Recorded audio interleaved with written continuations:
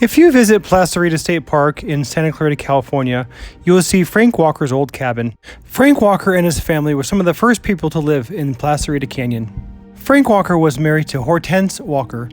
They had 12 kids, 5 girls and 7 boys. This photo was taken in 1928. This photo was taken in 1930. 1 year later, Hortense Walker would pass away. Here is a picture of Frank Walker with his daughter Frances Walker. Gladys Carter is seated on the right. Frances was a 20-year-old girl who worked at a school in Newhall. She was tragically shot and killed on April 13, 1935 by Miss Gladys Carter, a 33-year-old housewife that also lived in Newhall. Frances Walker was involved in an affair with Gladys' husband, Archie Carter. Frances had been living with the Carters for about 3 months from February to April before the killing, after she lost her teaching job. Gladys became suspicious of the affair after her husband Archie started to take Frances to work with them every afternoon. One day they all took a trip to the country. Gladys, Archie, Frances, and the Carters' little 7-year-old blonde daughter named Virginia. It was during this trip that Gladys observed Frances and Archie drive into a grove of trees, and it was at that point her suspicions were confirmed. It was the following night that the affair came to tragedy. Gladys Carter openly accused Frances of being in love with Archie. The young girl became angry. There was a bang of Archie's service revolver. Frances slumped to the floor, dead.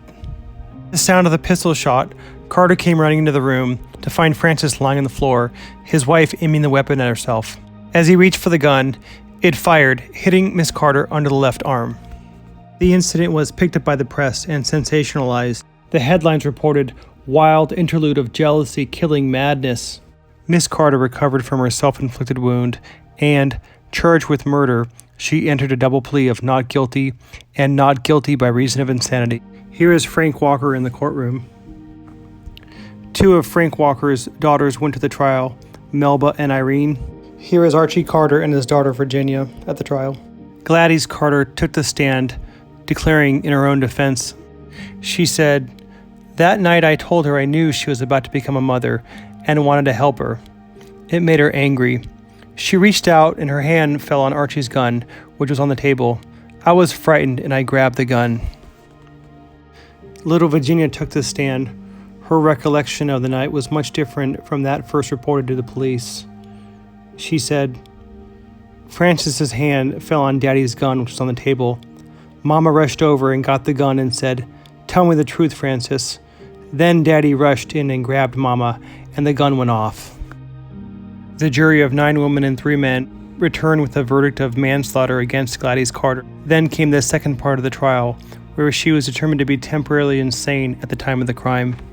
Gladys Carter was released without serving any prison time.